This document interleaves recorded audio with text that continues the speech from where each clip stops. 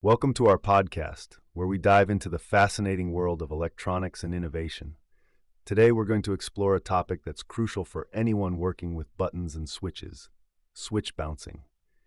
You may have heard the term before, but might not fully understand how it affects circuit performance. So, what exactly is switch bouncing? Well, when you press a button, the electrical contacts inside don't just make a clean transition from open to closed. Instead, they can bounce back and forth for a brief moment, causing multiple signals instead of one. This can mess up your circuits if you're not careful. To help us make sense of this, let's look at some real-life examples.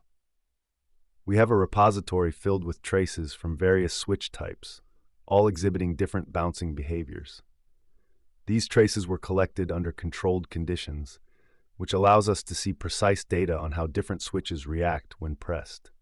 For instance, there's the Multicomp MC3813 rocker switch, and several push buttons like the Daily Well MPS22 and the Schneider XB2. Each has its signature bouncing pattern. Imagine pressing a button and having it accidentally trigger multiple responses in your device because of those bounces. It can be quite frustrating, right? Now you might be wondering, how can we mitigate this issue? One vital strategy is implementing a debounce system in your circuits.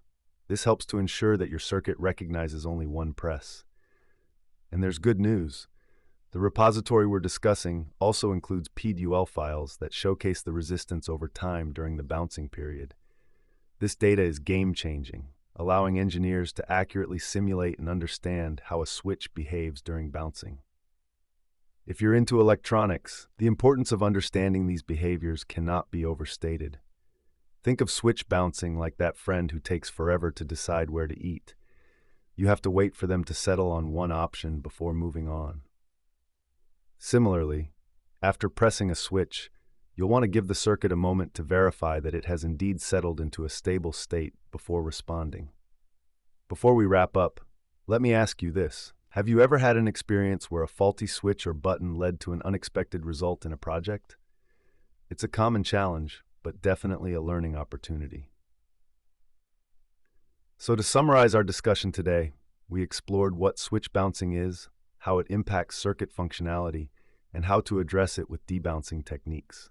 We also highlighted some key switches and the valuable data available for understanding their behavior during use. Don't forget to check out the repository we discussed for more in-depth analysis and practical examples.